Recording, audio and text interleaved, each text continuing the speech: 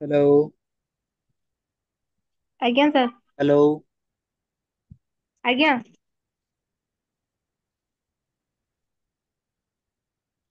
ଶୁଭୁଛି सर।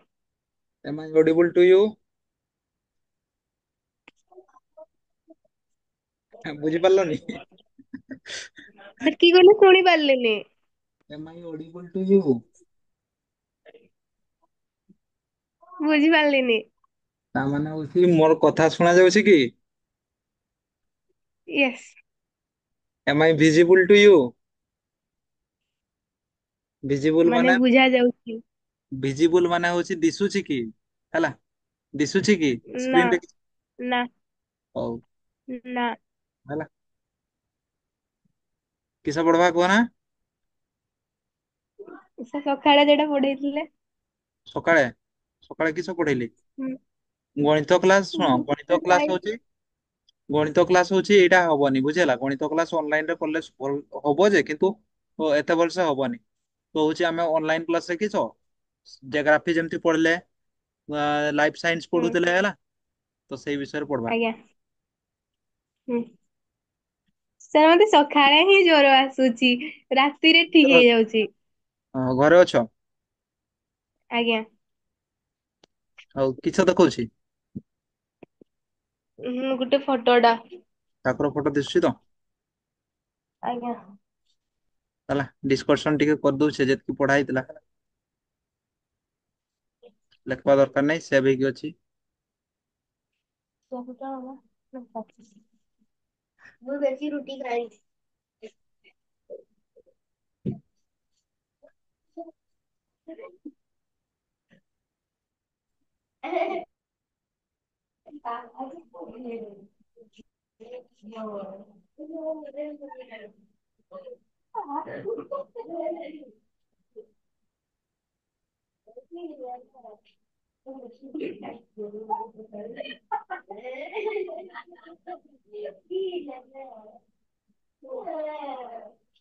ଦେଖଉଛି?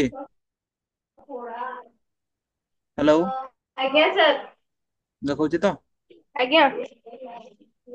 ଏଇଟା ହୁଁ ପଢିଥିଲେ ଯେ, ଏଇଟା ପଢିଥିଲେ ଯେ ଆଜ୍ଞା। କିସ ପଢିଥିଲେ? ହୁଁ ପଢିଥିଲେ। ଫାଷ୍ଟ କାହାକୁ କୁହାଯାଏ କଷ ପଢିଥିଲେ?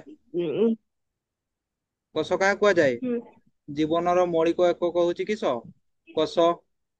ହେଲା, କୋଷ ଟା କିଏ କଷ ବାହାର କରିଥିଲେ? କୁହାଯାଏ। କୋଷ ହୁଁ କିଏ ବାହାର କରିଥିଲେ? Robert hook. Robert hook. ହେଲା, କେବେ? 1665 ମସିହାରେ। ତାପରେ ହଉଛି ରବର୍ଟ ବ୍ରାଉନ ହଉଛି କିସ ନ୍ୟଷ୍ଟି ବାହାର କରିଥିଲେ। ନ୍ୟଷ୍ଟି କିଏ ବାହାର କରିଥିଲେ? ହୁଁ ରବର୍ଟ ବ୍ରାଉନ। ହେଲା, ରବର୍ଟ ବ୍ରାଉନ। ତାପରେ ଆଗେଇବେ।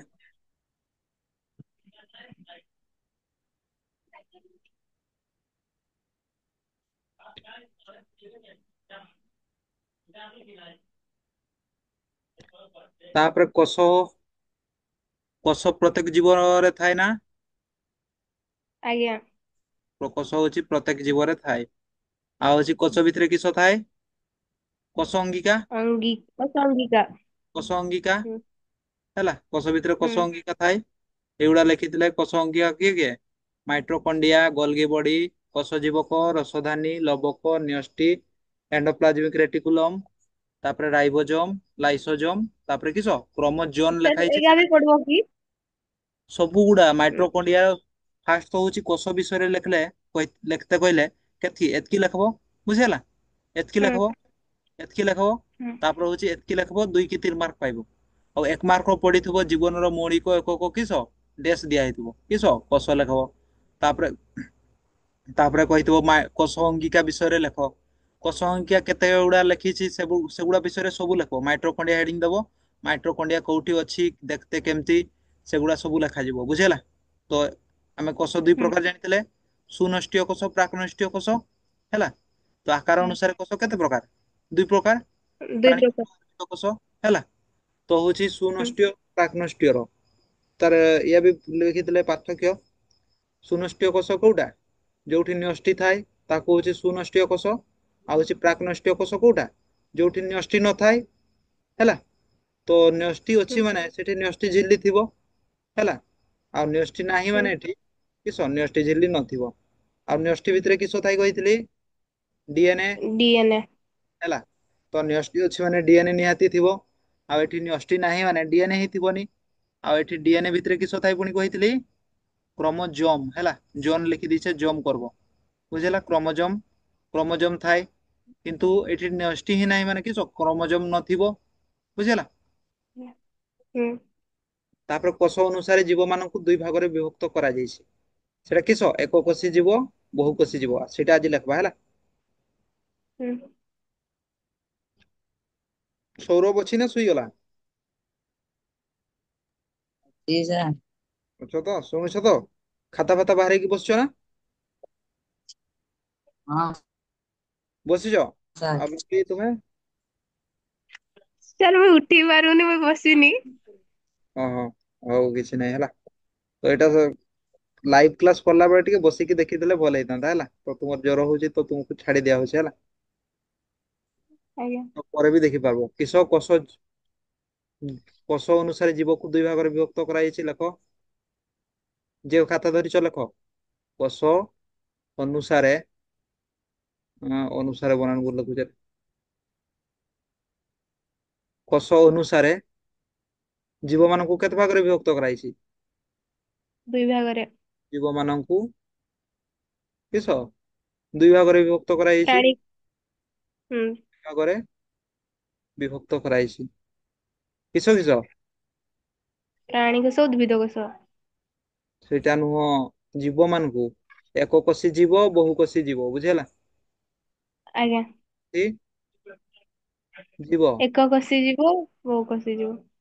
ଏକ କୋଷୀ ଯିବ ଆଉ ହଉଛି ବହୁ କୋଷୀ ଯିବ। ବହୁ କୋଷୀ ଯିବ ହେଲା। ତ ପାର୍ଥକ୍ୟ ଲେଖବା, ଏକ କୋଷୀ ଯିବ କାହାକୁ କୁହାଯାଏ, ବହୁ କୋଷୀ ଯିବ କାହାକୁ କୁହାଯାଏ, ଲେଖବା ହେଲା। ହୁଁ। ତ ଗୋଟେ ବାକ୍ସ ବନେଇ ଦଉଛେ।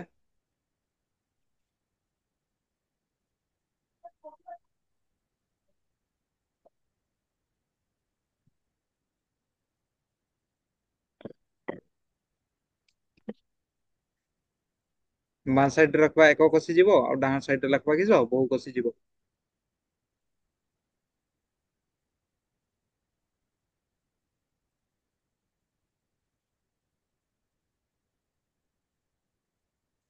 ଏପଟେ ଲେଖବା ଏକ କୋଷୀ ଯିବ। ରାଇଟ ସାଇଡରେ କିସ?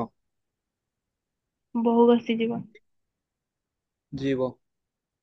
ତ କୁହ ନା, ବହୁ କୋଷୀ ଯିବ, ଏକ କୋଷୀ ଯିବ, ଅନୁମାନ କରି କୁହ କିସ ବୁଝିପାରୁଛ? ଯାହାର ଗୋଟିଏ କୋଷ ଥିବ ତାକୁ ଏକ କୋଷୀ ଯିବ। ହେଲା। ଆଉ ଯାହାର ଅନେକ ଯେମିତି ଗୁଡିଏ, ଏକରୁ ଅଧିକ ଥିବ ଯେଉଁ ଜୀବ ବହୁ କୋଷୀ ଗୋଟିଏ ଯିବ। କୋଷ ଦ୍ୱାରା ଗଠିତ କିମ୍ବା ଯେଉଁ ଜୀବର ଗୋଟିଏ ମାତ୍ର କୋଷ ଥାଏ ତାକୁ କିସ ଏକ କୋଷୀ ଯିବ। ତ ଲେଖବା, ହୁଁ। ଯେଉଁ ଜୀବର ଗୋଟିଏ ମାତ୍ର କୋଷ ଥାଏ। ଯେଉଁ ଜୀବର କିସ ଗୋଟିଏ ମାତ୍ର କୋଷ ଥାଏ। ଗୋଟିଏ। ଗୋଟିଏ ମାତ୍ର କୋଷ ଥାଏ ତାକୁ କିସ କୁହାଯାଏ? ଏକ କୋଷୀ ଯିବ। ତାକୁ ଏକ କୋଷୀ ଯିବ କୁହାଯାଏ। ଏକ କୋଷୀ ଜୀବ କୁହାଯାଏ। କୁହାଯାଏ। ଦିଶୁଚି ନା ପୁରା? ଆଜ୍ଞା। ସାଉଣ୍ଡ ଶୁଭୁଚି ନା? ହୁଁ। ତାପରେ ବହୁ କୋଷୀ ଯିବ ସେମିତି ଲେଖିବି, ଯେଉଁ ଜୀବର ଅନେକ କୋଷ ଥାଏ, ଅନେକ ମାନେ ଗୋଟେ ଠୁ ଅଧିକ ହେଲା, ଗୋଟେ ଠୁ ବି ଯଦି ଅଧିକ ଦୁଇଟା ହୁଁ। କୋଷ ହେଲା ଯଦି ସେ ବି ବହୁ କୋଷୀ ଯିବ ହେଲା। ଯେଉଁ ଜୀବର ଅନେକ ହୁଁ। କୋଷ ଥାଏ, କୋଷ ଥାଏ ତାକୁ କିସ କୁହାଯିବ? ବହୁ କୋଷୀ ଯିବ। ବହୁ କୋଷୀ ଜୀବ କୁହାଯାଏ। ହେଲା, ତାପରେ କିସ ତାପରେ ଲେଖବା, ଏଇ ଯେ ଏକ କୋଷୀ ଯିବ ନା, ଏକ କୋଷୀ ଯିବ ତାର ସମସ୍ତ କାମ ହେଲା, ତାର ଯେତେ ଗୁଡା କାମ ଏଇ ଯେ ଏକ କୋଷୀ ଯିବ ଦେଖୁଛ, ଏହା ତାର ସମସ୍ତ କାମ ସେ କିସ ଗୋଟେ ମାତ୍ର କୋଷରେ କରିଥାଏ ହେଲା। ଯେମିତି ହଉଛି ଗୋଟେ କୋଷରେ ହିଁ ମାନେ ତାର ଆମର କିସ କିସ ଶରୀର ଭିତରେ କିସ ହୁଏ? ରେଚନ, ଶ୍ୱସନ, ପାଚନ ଏଇଗୁଡା ହୁଏ ଯେ ଆଜ୍ଞା। ଆମ ଶରୀର ଭିତରେ କିସ ହୁଏ? ରେଚନ ହୁଏ, ତାପରେ ଆଉ କିସ ହୁଏ? ଶ୍ୱସନ, ତାପରେ ପାଚନ। ରେଚନ ମାନେ କିସ? ରେଚନ ମାନେ କିସ? ରେଚନ ମାନେ ଜାଣିଛ? ଉଁ, ଜାଣିନ? ନା। ରେଚନ ମାନେ ଜାଣବ, ହୁଁ ମନେ ରଖ ଯେ ରେଚନ ମାନେ ହଉଛି ଶରୀରରୁ ବର୍ଜ୍ୟବସ୍ତୁ ମାନେ ଅଲଗା କରିବାକୁ କିସ କୁହାଯାଏ? ରେଚନ। ରେଚନ। ଆଉ ଶ୍ୱସନ ମାନେ କିସ କୁହ ନା? ନିଶ୍ୱାସ ପ୍ରଶ୍ୱାସ ମାନେ ଯୋଉ ଇଆଟରେ ହୁଏ ସେଇଟା ହଉଛି ଶ୍ୱସନ। ଆଉ ପାଚନ ମାନେ କିସ କୁହ ନା? ବର୍ଜ୍ୟବସ୍ତୁ ଯେଇ ମାନେ ବିଘଟନ ପ୍ରକ୍ରିୟାକୁ ଆମର ଭିତରେ ଭାତଟା ଖାଉ ନା, ଆମେ କିସଟା ଖାଉ? ଭାତ। ହୁଁ ଭାତଟା ହଉଛି ଭାତ। ଭିତରେ ହଉଛି କିସ? ଆମର ହଉଛି ହାଇଡ୍ରୋକ୍ଲୋରିକ ଏସିଡ ପଡେ ହେଲା। ହାଇଡ୍ରୋକ୍ଲୋରିକ ଏସିଡ କାହାକୁ ପଚାଏ? ସେ ଭାତଟାକୁ ପଚେଇବ, ବୁଝିହେଲା। ସେଟାକୁ ବର୍ଜ୍ୟବସ୍ତୁରେ ମାନେ ପରିଣତ କରିବ। ତାପରେ ହଉଛି ସେଇଠୁ ଭାତରୁ ଶକ୍ତି ଟା ଆମର ଶରୀର ରକ୍ତକୁ ପଠେଇଦବ ହେଲା। ଆଉ ସେଇ ତାର ବର୍ଜ୍ୟବସ୍ତୁ ଇଆଟା ସେଇଟା ହଉଛି ଇଆରେ ବାହାରି ଯିବ, ବୁଝିହେଲା। ତ ରେଚନ ମାନେ କିସ କୁହ ନା? ରେଚନ ମାନେ ହଉଛି ବର୍ଜ୍ୟବସ୍ତୁ ଅଲଗା କରବା। ଆଉ ଶ୍ୱସନ ମାନେ ହଉଛି ନିଶ୍ୱାସ ପ୍ରଶ୍ୱାସ ପ୍ରକ୍ରିୟାଟାକୁ କିସ? ଶ୍ୱସନ। ଆଉ ପାଚନ ହଉଛି ଖାଦ୍ୟ ପଚେଇବାଟାକୁ ପାଚନ କୁହାଯାଏ ହେଲା। ତ ହଉଛି ଏଇ ଏକ କୋଷୀ ଜୀବରେ ଏଇ ସବୁ କାମ କିସ ଗୋଟେ କୋଷ ଦ୍ଵାରା ହିଁ ହେଇଥାଏ, ବୁଝିହେଲା। ଏକ କୋଷୀ ଜୀବର ହୁଁ ସବୁ କାମ ରେଚନ, ଶ୍ୱସନ, ପାଚନ ହେଲା ସବୁ ଗୋଟେ କାମ କୋଷ ଦ୍ଵାରା ହିଁ ହେଇଥାଏ, ବୁଝିହେଲା। ଏମିତି ବି ମନେ ରଖିବ ମାନେ ଏଇ ଏକ କୋଷୀ ଜୀବ ଯୋଉ ଦେଇକି ଖାଇବ ସେଇ ଦେଇକି ତାର ମାନେ ଗୋଟେ ହିଁ ଅଙ୍ଗ ପ୍ରତ୍ୟଙ୍ଗ ରହିବ, ବୁଝିହେଲା। ସେଇଟାରେ ହିଁ ଚାଲବ, ସେଇଟାରେ ହିଁ ଖାଇବ, ସେଇଟାରେ ହିଁ ସବୁ କରିବ, ବୁଝିହେଲା। ଆଉ ବହୁ କୋଷୀ ଜୀବ ତାର ସବୁ ପାଇଁ ଅଲଗା ଅଲଗା କୋଷ ଥିବ, ବୁଝିହେଲା। ଲେଖିଦବା। ହୁଁ ଏକ କୋଷୀ ଜୀବ ଜୀବ ତାର ସମସ୍ତ କାମ ମାନେ କିସ? ଶ୍ୱସନ, ରେଚନ, ପାଚନ ହୁଁ ସମସ୍ତ କାମ ଯଥା ଶ୍ୱସନ, ରେଚନ, ପାଚନ ଗୋଟେ କୋଷରେ ହିଁ କରିଥାଏ। ଗୋଟିଏ କୋଷ ଦ୍ୱାରା ହିଁ କରିଥାଏ। ଗୋଟିଏ କୋଷ ଦ୍ୱାରା ହିଁ କରେ। କରେ। ଡିଟୋ ସେମିତି ଏଟା ଲେଖବା। ବହୁ କୋଷୀ ଜୀବ ତାର ଗୋଟେ କୋଷରେ କରେ କି? ଅଲଗା ଅଲଗା କୋଷ ନା। ହୁଁ ବା ବହୁ କୋଷୀ ଜୀବ ତାର ସମସ୍ତ କାମ କିସ? ଯଥା ରେଚନ, ଶ୍ୱସନ, ପାଚନ ଅଲଗା ଅଲଗା କୋଷ ଦ୍ୱାରା କରିଥାଏ। ଅଲଗା ଅଲଗା କୋଷ ଦ୍ୱାରା କରିଥାଏ। କୋଷ ଦ୍ୱାରା କରେ ହେଲା। ତାପରେ ୟାର ହୁଁ ପଏଣ୍ଟ ଟା ଲେଖିବି ନେକ୍ସଟ ପଏଣ୍ଟ ଉଦାହରଣ ଦେଇଦବା। ଏକ କୋଷୀ ଜୀବ ମାନଙ୍କର ଉଦାହରଣ ଦେଇଦବା। ଏମିବା ଗୋଟେ ଶୁଣିଛ? ଆଜ୍ଞା। ଏମିବା ଶୁଣିଛ? ହୁଁ ହଉଛି କିସ ଏକ କୋଷୀ ଜୀବ, ବୁଝିହେଲା। ଏମିବା ବ୍ୟାକ୍ଟେରିଆ ଏମିବାଟା କିସଟା? ହାତୀଟା ନା ଘୋଡାଟା? ନା ଏମିବାର କେତେଟା ଗୋଡ ଜାଣିଛ? ସେଟା ନା ଜାଣିଛେ ଯେ ସେ ଏମିତି ରୂପ ଚେଞ୍ଜ କରେ। ହେଲା। ଇଏ ହଉଛି କିସ ଯୋଉ ହୁଁ ଦେଇକି ଯୋଉ ମାନେ ତାର ଗୋଡ ଫୋଡ ପାଦ ଫାଦ ନାହିଁ କିଛି ହେଲା।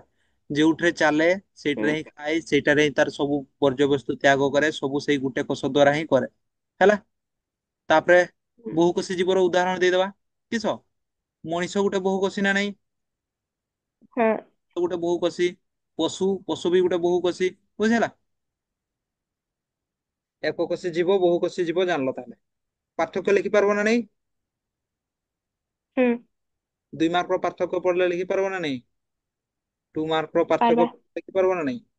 ହେଲା। ତାପରେ ମୁଁ କହିଥିଲି କୋଷ ଦୁଇ ପ୍ରକାର ଆକାର ଅନୁସାରେ କିସ କିସ କହିଥିଲି? ଉଦ୍ଭିଦ କୋଷ, ପ୍ରାଣୀ କୋଷ ଲେଖବା ହେଲା। ତାର ପାର୍ଥକ୍ୟ ପୁଣି ଲେଖବା। ତାର ପାର୍ଥକ୍ୟ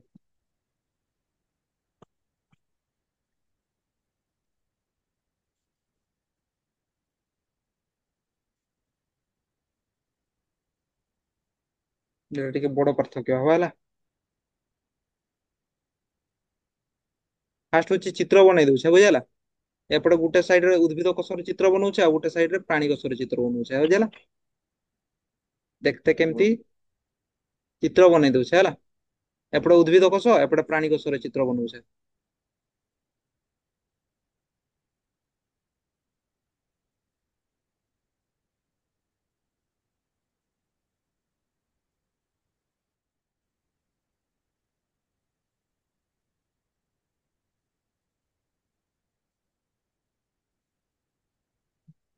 କି କଲର ପେନ୍ ରେ ବନେଇବା କୁହ?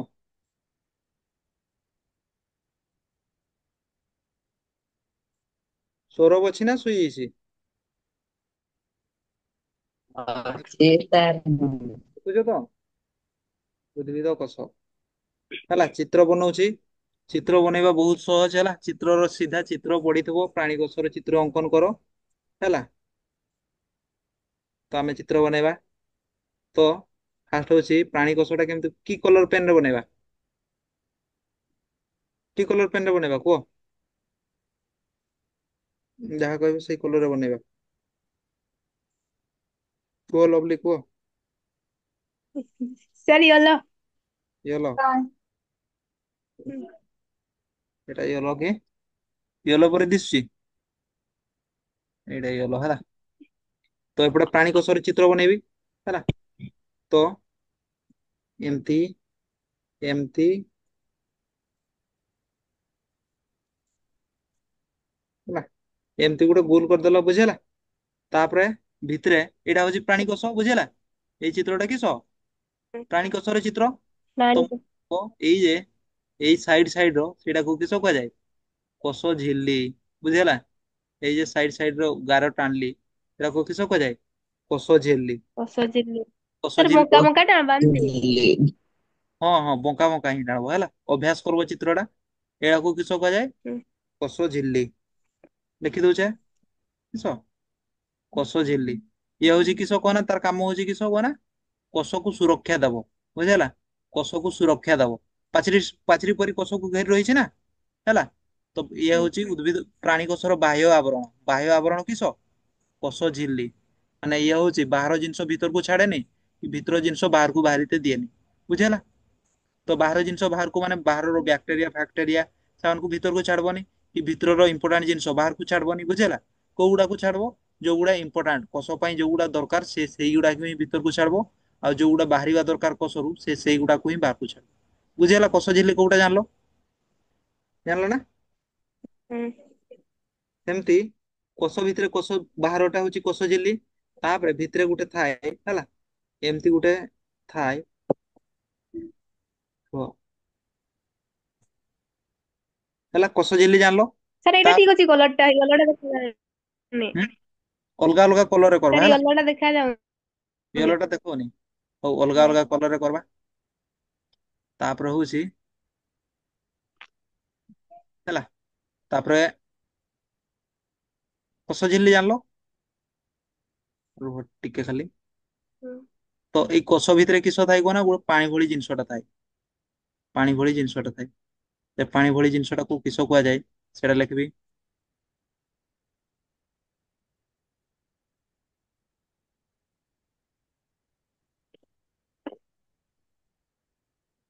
ଏଇଟା ପାଣି ଭଳି ଜିନିଷଟା ଥାଏ ହେଲା। ହୁଁ, ତା ଭିତରେ ପାଣି ଭଳି ଜିନିଷଟା, ଏଟାକୁ କିସ କୁହାଯାଏ କୁହ ନା? ପାଣି ଭଳି ତରଳ ଜିନିଷଟା ହେଲା।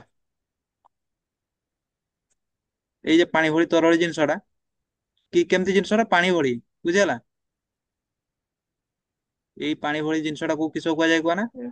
ଏଇ ପାଣି ଭଳି ଜିନିଷଟାକୁ ସାଇଟୋପ୍ଲାଜମ କୁହାଯାଏ ବୁଝିହେଲା। ସାଇଟୋପ୍ଲାଜମ କୁହାଯାଏ। କିସ କୁହାଯାଏ? କିସ କୁହାଯାଏ? ସାଇଟୋପ୍ଲାଜମ। ହେଲା, ଏଇଟା ହଉଛି ତରଳ ଜିନିଷଟା, ତାକୁ କୁହାଯାଏ ସାଇଟୋପ୍ଲାଜମ। ଲେଖି ଦଉଛେ କୋଷ ଭିତରେ ଥାଏ ସାଇଟୋପ୍ଲାଜମ। ହୁଁ। ତ ସାର୍ ମନେ ଆମେ ବି କଲରରେ କରିବା କି ସେଠି? କଲରରେ କିଛି ନାହିଁ, ତମେ ପେନସିଲ କରିଦବ ବୁଝିହେଲା। ପେନସିଲ ହିଁ କେମିତି କରାଯିବ ସେଇଟା ବି ଲେଖବା। ହୁଁ। ଏଟାକୁ କିସ କୁହାଯାଏ? ସାଇଟୋପ୍ଲାଜମ। ସାଇଟୋପ୍ଲାଜମ। ସାଇଟୋପ୍ଲାଜମ ହେଲା। ଏଇଟା ପାଣି ଭଳି ଜିନିଷଟା ହେଲା। ଏଇ ପାଣି ଭଳି ଜିନିଷରେ କିସ କହ ନା? ଆମର କୋଷ ଅଙ୍ଗିକା ଗୁଡିକ ଭାସି ବୁଲୁଥାଏ। କୋଷ ଅଙ୍ଗିକା, କୋଷ ଅଙ୍ଗିକା ଲେଖିଥିଲେ ଯେ କୋଷ ଅଙ୍ଗିକା କିଏ କିଏ ହୁଁ। ଲେଖିଥିଲେ ଦେଖ? ଏଇଗୁଡା କାଇଁ ଦେଖଉଛି କି? ଦେଖଉଛି ପିଡିଏଫ ଟା ଦେଖଉଛି। ନା। ଦେଖଉନି? ହଉ ଉହୁଁ। ଦେଖୁଛି।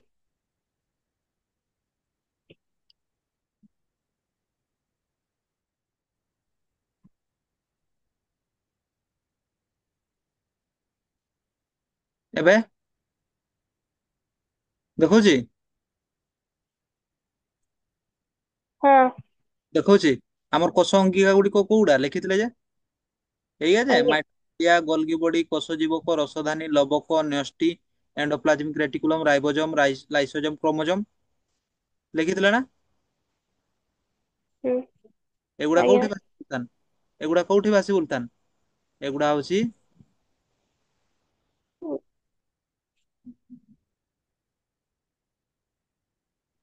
ଏଗୁଡା ହଉଛି ସେଇ ଆମର ଇଏରେ ଭାସି ବୁଲୁଥାନ୍ ସାଇଟୋପ୍ଲାଜମ ସାଇଟୋପ୍ଲାଜମ ହେଲା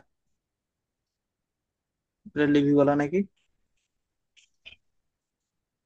ବନେଇଥିଲି ଚିତ୍ରଟା ଆଜି 13 ଯେ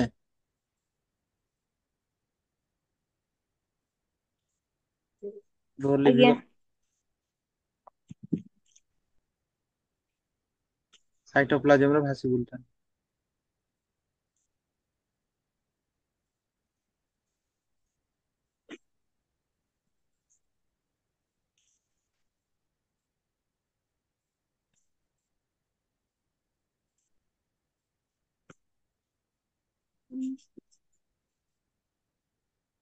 ହେଲା ସାଇଟୋପ୍ଲାଜମରେ ଭାସି ବୁଲୁଥାନ୍ କିଏ କିଏ ସେ କୋଷ ଅଙ୍ଗିକା ଗୁଡିକ ହେଲା ତ ଫାଷ୍ଟ କୋଷ ଅଙ୍ଗିକା ଗୋଟେ ବନେଇଦେବି ଫାଷ୍ଟ କୋଷ ହୁଁ ଅଙ୍ଗିକା କିଏ ନ୍ୟଷ୍ଟି ହେଲା ଏଇଠି ଏମିତି ଥାଏ ଗୁଲ ଗୋଟେ ହେଲା ଏଇଟା ହଉଛି ଗୁଲ ତାପରେ ଭିତରେ ଗୋଟେ ଥାଏ ହେଲା କଳା ହେଇକି ଏଇଟା ହଉଛି କିସ ନ୍ୟଷ୍ଟି ବୁଝିପାରିଲ ନା ଏ ଭିତରେ ଥାଏ ନ୍ୟଷ୍ଟି ଏଟାକୁ ହୁଁ କିସ କୁହାଯାଏ ନ୍ୟଷ୍ଟି ଯିଏ ହଉଛି କୋଷର ରାଜା ହେଲା କୋଷର ରାଜା କୋଷ ରାଜା କିଏ ନ୍ୟଷ୍ଟି କୋଷର ମେନ୍ ଜିନିଷ କିଏ ଏଇ ନଷ୍ଟି ହେଲା ଏଇ ନ୍ୟଷ୍ଟି ହଉଛି କୋଷର ବ୍ରେନ ନଷ୍ଟ ବ୍ରେନ ମଧ୍ୟ କୁହାଯାଏ କୋଷର ଆଉ ହଉଛି କିସ କୋଷର ମୁଖ୍ୟ ସବୁ କାମ ସିଏ ବୁଝାବୁଝି କରେ ହେଲା ତ ମନେ ରଖ ଆଉ ଗୋଟେ ଏଇ ଯେ କହିଲି ନା ଏଇଟା ହଉଛି ପ୍ରାଣୀ କୋଷ ପ୍ରାଣୀ କୋଷର ବାହାରଟାକୁ କିସ କହିଲି କୋଷ ଝିଲ୍ଲି ସେମିତି ଉଦ୍ଭିଦ କୋଷର ବାହାରଟାକୁ ଅଲଗା କୁହାଯାଏ ବୁଝିହେଲା ଉଦ୍ଭିଦ କୋଷର ବାହାରଟାକୁ ତାର ନାମ ଅଲଗା ଦିଆଯାଇଛି ହେଲା ସେଇଟା ଉଦ୍ଭିଦ କୋଷ ବେଳେ ପଢବା ଏଇଟା ହଉଛି ନ୍ୟଷ୍ଟି ତାପରେ ଆଉ ଆମର କିସ ଥିଲା କୋଷ ଅଙ୍ଗିକା ଗୋଟେ କୁହ ରାଇବୋଜୋମ ମାଇଟ୍ରୋକଣ୍ଡିଆ ଏଗୁଡା ଥିଲା ଯେ ଆଜ୍ଞା ହେଲା ତ ଏଇ ପାଖରେ ହୁଁ ଥାଏ କିପରି କାକୁଡି ପରି କେମିତି କାକୁଡି ପରି ଏଇଟା କାକୁଡି ପରି ଦିଶୁଚି ନା ନାଇଁ ଆଉ ଏଇଟା ଆଙ୍ଗୁଳି ପରି ଦିଶୁଚି ନା ନାଇଁ ହୁଁ ହେଲା ଏଇ କାକୁଡି ପରି ହୁଁ ଆକାରଟା ଏଇଟା ହଉଛି ମାଇଟୋକଣ୍ଡିଆ ମାଇଟୋ କଣ୍ଡ୍ରିଆ ମାଇଟ୍ରୋକଣ୍ଡ୍ରିଆ ହେଲା ମାଇଟ୍ରୋକଣ୍ଡିଆ ଏଇଟା ବୁଝି ହେଲା ତାର ଆକାର କେମିତି କାକୁଡି ପରି ଆଉ ଯେ ଏଇ ନ୍ୟଷ୍ଟି ତାର ଆକାର କେମିତି ଅଣ୍ଡା ପରି ଗୁଲ ହେଲା ଆଉ ଏଇ ମାଇଟ୍ରୋକଣ୍ଡିଆର ଆକାର କେମିତି କାକୁଡି ପରି ତ ନ୍ୟଷ୍ଟିର କାମ କିସ ଜାଣିଲ ନ୍ୟଷ୍ଟିର କାମ ହଉଛି କିସ କୋଷର ସବୁ କାମ ବୁଝାବୁଝି କରିବା ଆଉ ହଉଛି କିସ କୋଷର ବ୍ରେନ ମଧ୍ୟ ସିଏ ହେଲା କୋଷର ବ୍ରେନ କିଏ ନ୍ୟଷ୍ଟି ଆଉ ହଉଛି ଏଇ ମାଇଟ୍ରୋକଣ୍ଡିଆର କାମ କିସ ନଷ୍ଟ ମାଇଟ୍ରୋକଣ୍ଡିଆର କାମ ହଉଛି ଏଇ କୋଷକୁ ଶକ୍ତି ଯୋଗେଇବ ବୁଝିହେଲା ଏଇ ଯେ ଆମର କୋଷଟା ଏଇଟା କୋଷ ନା କୋଷ ଯେ ଏଇ ଯେ ଆମର କୋଷଟା ଏଇଟା ଏଇ ହୁଁ କୋଷକୁ ଶକ୍ତି କିଏ ଆଜ୍ଞା ଯୋଗାଏ କିଏ ଯୋଗାଏ ଶକ୍ତି ଶକ୍ତି ଦରକାର ନା ଯାହା କାମ ମାଇଟୋକଣ୍ଡ୍ରିଆ ମାଇଟ୍ରୋକଣ୍ଡିଆ ହେଲା ମାଇଟ୍ରୋକଣ୍ଡିଆ ଶକ୍ତି ଯୋଗାଇ ତେଣୁ ହଉଛି କିସ ଏହାକୁ କୋଷର ଶକ୍ତି ଘର ମଧ୍ୟ କୁହାଯାଏ କୋଷର ଶକ୍ତି ଘର କାହାକୁ କୁହାଯାଏ ମାଇଟ୍ରୋକଣ୍ଡିଆ ଆଉ ସାଇଟୋପ୍ଲାଜମ କିସ କରେ ସେ ମାଇଟୋ ଜିନିଷଟା ହେଲା ପାଣି ଭଳି ଜିନିଷଟା ତା ଉପରେ ସବୁ କୋଷ ଅଙ୍ଗିକା ଭାସି ବୁଲୁଥାଏ ଆଉ କୋଷ ଝିଲ୍ଲି କିସ କରେ କୋଷ ଝିଲ୍ଲି ହଉଛି ବାହାର ପଦାର୍ଥକୁ ଭିତରକୁ ଛାଡେନି ଭିତରକୁ ପଦାର୍ଥକୁ ବାହାରକୁ ଛାଡେନି କୋଷକୁ ସୁରକ୍ଷା ଦିଏ କିଏ କୋଷ ଝିଲ୍ଲି ବୁଝିହେଲା ବୁଝିପାରିଲ ନା ହେଲା ତ ଏଇଟା ହଉଛି ନ୍ୟଷ୍ଟି ଏଇ ହଁ ଯେ ନ୍ୟଷ୍ଟିଟା ସାର୍ ବନେଇକି କୋଷ ଝିଲ୍ଲି ଆଉ କୋଷ ସେମ୍ କୋଷ ଝିଲ୍ଲି କୋଷ ହଉଛି ଏଇଟା ପୁରା ଫୁଲଟା ହଉଛି କୋଷ ବୁଝିହେଲା ଆଉ କୋଷ ଝିଲ୍ଲି ହଉଛି ସେଇ ତାର ହଁ ବାହ୍ୟ ଆବରଣଟା ବୁଝିହେଲା ତାର ଖୋଳପାଟା ହଉଛି କିସ ଯଦି ହଉଛି ବାଦାମ ଆଉ ବାଦାମ ଖୋଳପା ସମାନ କି ବାଦାମ ଆଉ ବାଦାମ ଖୋଳପା ସମାନ କି ନା ଏ ଭିତରେ ବାଦାମ ମୁଞ୍ଜି ଥାଏ ହେଲା ବାଦାମ ଏଇଟା ହଉଛି ବାଦାମ ହୁଁ ଆଉ ଭାତର ବାହାରର ସେଇ ବାଦାମ ଖୋଳପାଟା ହଉଛି କିସ ଏଇ ବାଦାମ ମଞ୍ଜିକୁ ସୁରକ୍ଷା ଦେଇଥାଏ ହେଲା ସେମିତି ଏଇଟା ହଉଛି ପୁରାଟା ହୁଁ ହଉଛି କୋଷ ବୁଝିହେଲା ଏଇ କୋଷଟା ହଉଛି ପୁରା ହଉଛି ବାହ୍ୟ ଆବରଣ ପ୍ରାଣୀ କୋଷର ବାହ୍ୟ ଆବରଣ ମାନେ ହଉଛି ବାହାରେ ଗୋଟେ ଖୋଳପା ଟାଇପ ର ଥାଏ ସେଇଟା ହଉଛି କିସ କୋଷ ଝିଲ୍ଲି। ବୁଝିପାରିଲ? ବୁଝିପାରିଲ ନା? ହଁ ତାପରେ ଆଜ୍ଞା। ଦେଖ, ଏଇ ଯେ ଭିତରେ ଅଛି ନ୍ୟଷ୍ଟି ଗାରଉଛି ଯେଠି ହେଲା, ଏଇଟା ହଉଛି ନ୍ୟଷ୍ଟି, ଏଇଟା ନ୍ୟଷ୍ଟି ନା? ହୁଁ ଏଇଟା ନ୍ୟଷ୍ଟି ହୁଁ ଯଦି ଏଇ ଯେ ବାହାରେ ଗୋଟେ ଜିନିଷଟା ଦେଖୁଛ, ସେଇଟା କିସ କୁହ ନା? ସେଇଟା ହଉଛି ନ୍ୟଷ୍ଟିକୁ ସୁରକ୍ଷା ଦଉଛି। ବୁଝିହେଲା? କାହାକୁ ସୁରକ୍ଷା ଦଉଛି? ନ୍ୟଷ୍ଟିକୁ। ନେକ୍ସଟ କୁ ମାନେ ହଉଛି ଆମର ବ୍ରେନ ଅଫ ଦ ସେଲ, କୋଷର ବ୍ରେନ କୁ ସୁରକ୍ଷା ଦଉଛି। ତ ସେଇ ନ୍ୟଷ୍ଟିକୁ କିସ କୁହାଯାଏ କୁହ ନା? ନା ଏଇ ବାହ୍ୟ ଆବରଣକୁ କିସ କୁହାଯାଏ କୁହ ନା?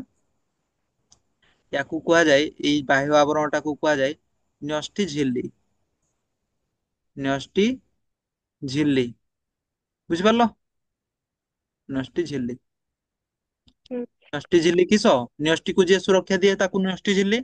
ଆଉ କୋଷ ଝିଲ୍ଲି କିସ? କୋଷକୁ ଯିଏ ସୁରକ୍ଷା ଦିଏ ତାକୁ ହଉଛି କୋଷ ଝିଲ୍ଲି। ହେଲା? ତ ଏଇ ଯେ ନ୍ୟଷ୍ଟି ଭିତରେ, ହୁଁ ଏଇ ଯେ ନ୍ୟଷ୍ଟି ଭିତରେ କିସ ଅଛି କୁହ ନା? ଡିଏନଏ ଅଛି। ବୁଝିହେଲା? ଡିଏନଏ, ଡିଏନଏ ଶୁଣିଛ? ଡିଏନଏ ଟେଷ୍ଟ ଶୁଣିଥିବ, ଫିଲ୍ମ ଗୁଡାରେ ଶୁଣିଥିବ। ହୁଁ ଏଇ ନ୍ୟଷ୍ଟି ଭିତରେ କିସ ଅଛି? ଆଜ୍ଞା। ନ୍ୟଷ୍ଟି ଭିତରେ କିସ ଅଛି? ଡିଏନଏ। ତାପରେ ଡିଏନଏ ଭିତରେ କିସ? ଡିଏନଏ ଡିଏନଏ ଭିତରେ କିସ? ଡିଏନଏ କୁ ଯଦି ଆମେ ଜୁମ ଦେଖବା, ଡିଏନଏ ଭିତରେ ପାଇବା ହଉଛି କିସ? କ୍ରୋମୋଜୋମ। ସବୁ ବିଷୟରେ ପଢବା ହେଲା। ଏତିକି ଜାଣିଲ। ତାପରେ ଆଉ କି କୋଷ ଅଙ୍ଗିକା ଥାନ୍? ରାଇବୋଜମ, ରାଇବୋଜମ ସେଇଟା ଗୋଟେ ବନେଇବା ହେଲା। ରାଇବୋଜମ ଗୋଟେ କୋଷ ଅଙ୍କିକା ଯେ, ହୁଁ ହେଲା? ତ ଏଇ ପାଖରେ ଆଜ୍ଞା ରାଇବୋଜମ, ବୁଝିହେଲା? ଏଇ ପାଖରେ ଗୁଲ ହେଇକି ରାଇବୋଜମ। ବୁଝିହେଲା? ରାଇବୋଜମ ଲେଖି ଦଉଛେ, ରାଇବୋଜୋମ। ହେଲା? ରାଇବୋଜମ। ଉଦ୍ଭିଦ କୋଷଟା ଏଠି ବନେଇ ହବନି, ଆରପଟେ ବନେଇବା। ବୁଝିହେଲା? ରାଇବୋଜମ। ତାପରେ ଆଉ କିସ ହୁଁ ଥାଏ? ଗୋଲଗି ବଡି। ହେଲା? ଗୋଲଗି ବଡି। ଗୋଲଗି ବଡିର ଆକାର କେମିତି କୁହ ନା? ଚେପ୍ଟା ନଳୀ ପରି। ହେଲା? ଗୋଲଗି ବଡିର ଆକାର ହଉଛି ଚେପ୍ଟା ନଳୀ ପରି। ଏମିତି ଏମିତି ଏମିତି, ହେଲା? ଚେପ୍ଟା ନଳୀ ପରି। ଏଇଟା ହଉଛି କିସ? ଗୋଲଗି ବଡି। ଗୋଲଗି ବଡି। ଏଗୁଡା କୋଷ ଅଙ୍ଗିକା। ଏଗୁଡା କୋଷ ଅଙ୍ଗିକା ଯେ ଗୋଟେ ଗୋଟେ। ହୁଁ ଗୋଲଗି ବଡି, ୟାର କାମ କିସ କୁହ ନା? ଆଜ୍ଞା ଧରାଯାଉ ହେଲା, ୟାର ଗୋଲଗି ବଡିର କାମ ହଉଛି, ଧରାଯାଉ ଏଇ ରାଇବୋଜୋମକୁ ଖାଦ୍ୟ ଦରକାର ହେଲା, ୟାକୁ ଖାଦ୍ୟ ଦରକାର ହେଲା, ତ ହଉଛି ଇଏ କିସ କରିବ କହ ନା? ଗୋଲଗି ବଡି କିସ କରିବ? ଗୋଲଗି ବଡି ଏଇ ରସ ମାନେ ସାଇଟୋପ୍ଲାଜମରେ ଖାଦ୍ୟ ଅଛି। ବୁଝିହେଲା? ଏଇଟା ହଉଛି ଯେ ପାଣି ଭଳି ଜିନିଷଟା ଅଛି, ସେଇ ପାଣି ଭଳି ଜିନିଷରେ ଖାଦ୍ୟ ଭାସି ବୁଲେ। କିସ କିସ ଭାସି ବୁଲେ? ସ୍ନେହ ସାର, ଶ୍ୱେତ ସାର, ପୁଷ୍ଟି ସାର ସବୁ ଏଇ ପାଣିରେ ଭାସି ବୁଲାଇବା। ହେଲା? ଏଇ ଯେ ପାଣିଟା ଅଛି, ଏଇ ପାଣିରେ କିସ ସବୁ ଖାଦ୍ୟ ଭାସି ବୁଲେ। ଏଇ ଯେ ପାଣିଟା ଅଛି, ଏଇ ଖାଦ୍ୟରେ ସବୁ ଖାଦ୍ୟ, ଏଇ ପାଣିରେ ସବୁ ଖାଦ୍ୟ ଭାସି ବୁଲେ। ହେଲା? ତ ଗୋଲଗି ବଡିର କାମ କିସ କହ ନା? ଏଇ ପାଣିରୁ ଧରାଯାଉ ୟାକୁ ଖାଦ୍ୟ ଦରକାର ହେଲା। କାହାକୁ? ଏଇଟା କିସ?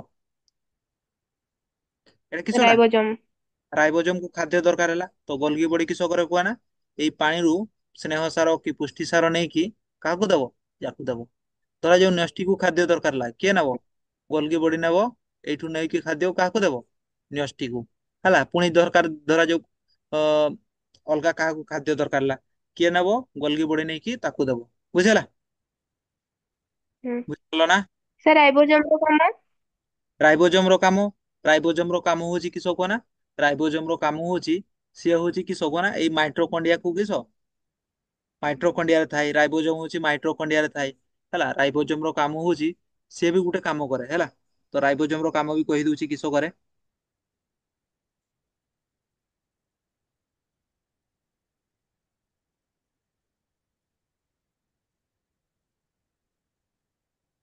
ରାଇବୋଜୋମର କାମ ହଉଛି, ଦୁଇ ପ୍ରକାର ରାଇବୋଜୋମ ଅଛି। ହେଲା? ରାଇବୋଜୋମ, ଏଇଟା ରାଇବୋଜୋମ, ଏଇଟା ରାଇବୋଜୋମ ଯେ, ଏଇଟା ହେଲା? ଆଜ୍ଞା ଏଇ ରାଇବୋଜୋମ ରେ ଗୋଟେ ଜିନିଷ ଥାଏ, କିସ କୁହ ନା? ଆରଏନଏ। ରାଇବୋଜୋମ ଭିତରେ ଗୋଟେ ଜିନିଷ ଥାଏ, ଆରଏନଏ।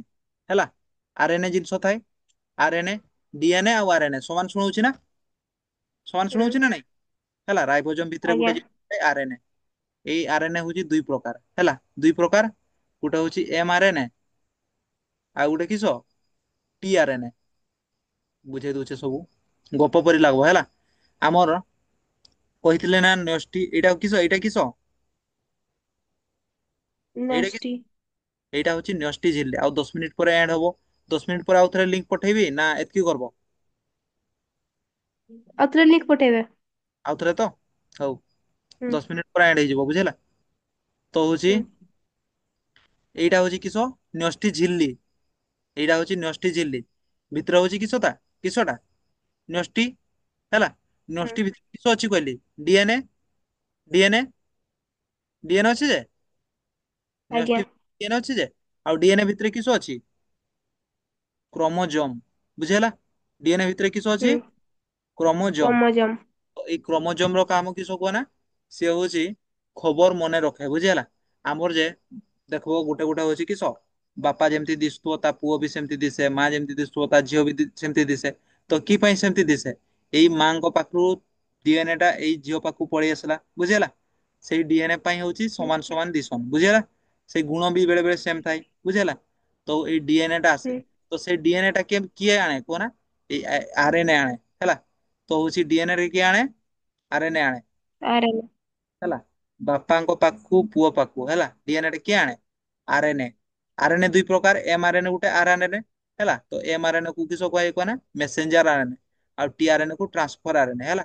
ତ ଏଇ ଆରଏନଏ କିସ କରେ ଡିଏନଏ ରୁ ଖବର ସବୁ ଖବର କି ଯାହାହେଲେ ବି ବାର୍ତ୍ତା ସବୁ ଆଣିକି କିସ ବାର୍ତ୍ତା ଆଣିକି ଇୟାକୁ ପଠାଏ ପରବର୍ତ୍ତୀ ଆମର ମାନେ ପରବର୍ତ୍ତୀ ଜେନେରେସନ କୁ ପଠାଏ। କିଏ ପଠାଏ ଆରଏନଏ ବୁଝିପାରିଲ। ତ ରାଇବୋଜୋମ ର କାମ କିସ ଜାଣିଲ ନା। ହୁଁ ରାଇବୋଜୋମ ରେ ଆରଏନଏ ଥାଏ। ଆରଏନଏ ହଉଛି ଦୁଇ ପ୍ରକାର। ସିଏ ହଉଛି ତାର କାମ କିସ ତାର କାମ ହଉଛି ଡିଏନଏ କୁ ଆଣିକି ଖବର ପଠେଇବା ବାର୍ତ୍ତା ପଠେଇବା ହେଲା ଡିଏନଏ ର ବାର୍ତ୍ତା ପଠେଇବା। ମାନେ ଡିଏନଏ ଯାହା ଖବର ଦେଇଥିବ ସେ ହଉଛି ବିଭିନ୍ନ କୋଷକୁ ସେଇ ଖବର ପଠେଇବ ବୁଝିହେଲା। ବୁଝିପାରିଲ ନା। ଆଜ୍ଞା। ତ ରାଇବୋଜୋମ ତାପରେ ଆଉ କୋଷ ଅଙ୍କିକା କିସ ଥିଲା ଆଉ କୋଷ ଅଙ୍କିକା କିସ ଥିଲା ଲାଇସୋଜୋମ। ହୁଁ ଲାଇସୋଜୋମ ଲେଖିଦେଲେ ଆଉ 10 ମିନିଟ ପରେ କଟିଯିବ ବୁଝିହେଲା। 10 ମିନିଟ ପରେ କଟିଗଲେ ଏଇ ପିଡିଏଫ ସାର୍ ଆଉ କରବାନି ଏନଆରଟିଏସ୍ ଅଛି। ଏନଆରଟିଏସ ଅଛି ତ ହଉ। ଏଇ ଯେତିକି ପଢି ହବ ସେତିକି ବୁଝେଇ ଦଉଛି ହେଲା। ହୁଁ ତାପରେ ଆଉ ଗୋଟେ ଜିନିଷ ଥାଏ ରସଧାନୀ ହେଲା। ସେଇଟା ବି ଗୁଲ ଟାଇପ ର ଜିନିଷଟା କିସ ରସ ଧାନୀ ହେଲା। ରସଧାନୀ ଗୋଟେ ଜିନିଷ ଥାଏ ତାର କାମ ବି ପଡବା ହେଲା। ତ ଏଇନା ତ କଟିଯିବ ଏଇନା ସବୁ ଗୁଡା କହୁନି ଖାଲି ବନେଇ ଦଉଛି ହେଲା ରସଧାନୀ। ତାପରେ ଆଉ ଗୋଟେ ଜିନିଷ ଥାଏ ହଉଛି ଏଣ୍ଡୋପ୍ଲାଜମିକ ରେଟିକୁଲମ ହେଲା ଏଣ୍ଡୋପ୍ଲାଜମିକ ରେଟିକୁଲମ। ଏଣ୍ଡୋପ୍ଲାଜମିକ ରେଟିକୁଲମ ଏଇଠି ଥାଏ ଏଣ୍ଡୋପ୍ଲାଜମିକ ରେଟିକୁଲମ ହେଲା। ଏଣ୍ଡୋପ୍ଲାଜମିକ ରେଟିକୁଲମ ସେଇଟା କି ଜିନିଷଟା ସେଇଟା ବି ପଢବା ଏଣ୍ଡୋ ପ୍ଲାଜମିକ କିସ ରେଟିକୁଲମ। ତାପରେ ଆଉ ଗୋଟେ ଜିନିଷ ଥାଏ ସେଣ୍ଟ୍ରିଅଲ ହେଲା ସେଣ୍ଟ୍ରିଅଲ ବୁଝିହେଲା। ଏଇ ପାଖରେ ଗୋଟେ ଜିନିଷ ଥାଏ ସେଣ୍ଟ୍ରିଅଲ। ତ ମନେ ରଖିବ ଏଇଠି ଗୋଟେ ଇମ୍ପୋର୍ଟାଣ୍ଟ କ୍ୱେଶ୍ଚନ ସେଣ୍ଟ୍ରିଅଲ ହଉଛି ଖାଲି ପ୍ରାଣୀ କୋଷରେ ଥାଏ ବୁଝିହେଲା ଉଦ୍ଭିଦ କୋଷରେ ନଥାଏ। ଆଉ କୋଷ ଝିଲ୍ଲି ବି ଖାଲି ପ୍ରାଣୀ କୋଷରେ ଥାଏ ଉଦ୍ଭିଦ କୋଷରେ ନଥାଏ ହେଲା ନା। ତାପରେ ହଉଛି ମାଇଟ୍ରୋକଣ୍ଡିଆ ମାଇଟ୍ରୋକଣ୍ଡିଆ ବି ବନେଇଲି।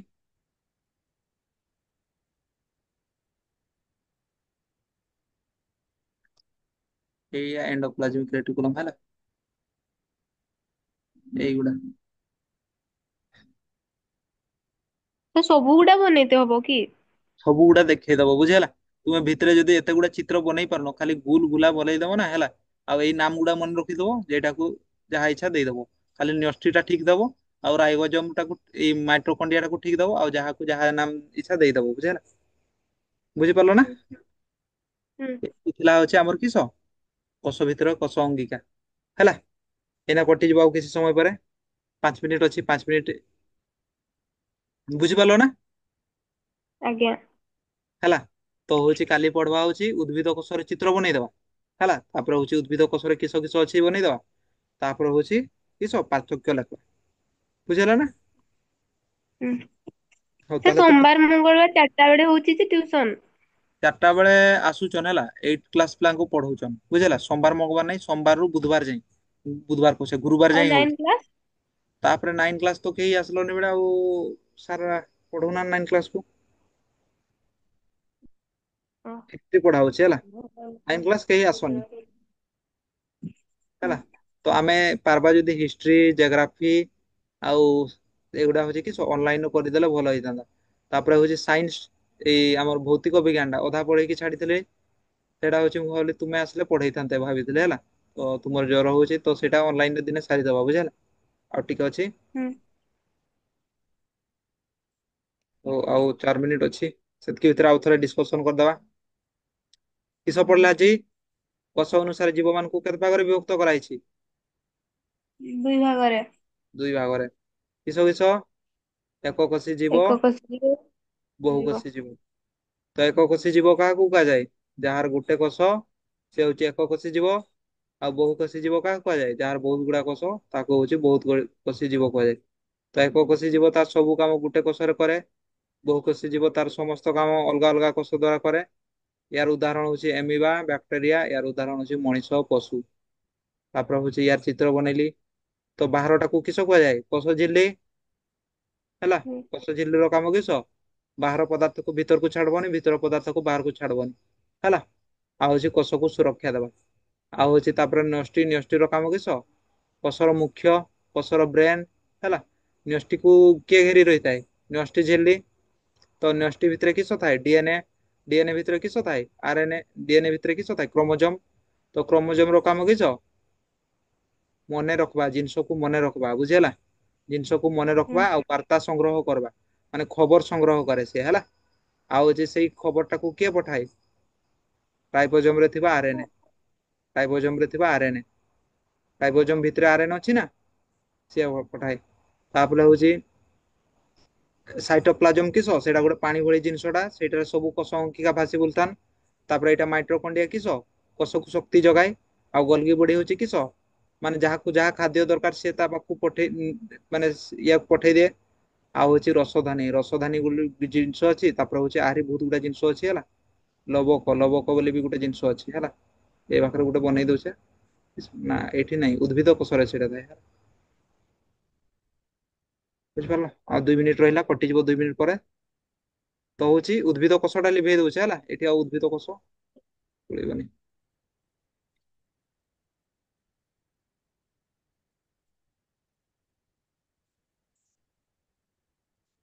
ଦେଖଉଛି ନା? ଆଜ୍ଞା। ପ୍ରାଣୀ କୋଷ। ସେମିତି କାଲି କିସ ହେଡିଙ୍ଗ ଦବା? ଉଦ୍ଭିଦ କୋଷ। ଉଦ୍ଭିଦ କୋଷ କାଲି ହେଡିଙ୍ଗ ଦବା ହେଲା। କାଲି ହେଡିଙ୍ଗ ଦବା ହଉଛି କିସ? ଉଦ୍ଭିଦ କାଲି କୋଷ। କାଲି ବାକ୍ସ କରାହବ ଉଦ୍ଭିଦ କୋଷର। ତାପରେ ହଉଛି ଚିତ୍ର କରାହବ ତାର। ଉଦ୍ଭିଦ କୋଷରେ କିସ କିସ ଜିନିଷ ଥାଏ?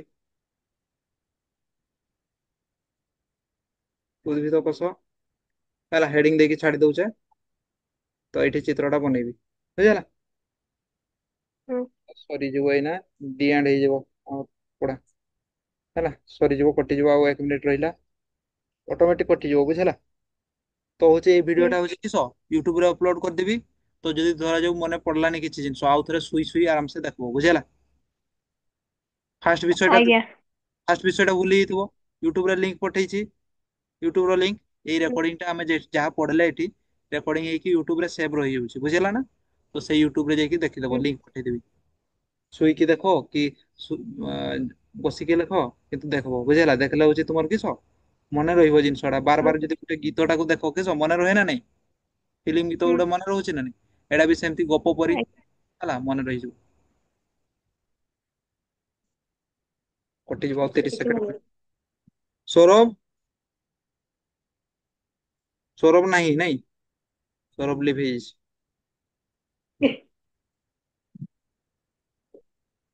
ବହୁତ କଥା ଗୁଡା ସୌରଭ, ଅଭିଜିତ ଏଗୁଡା ବହୁତ ଠକ।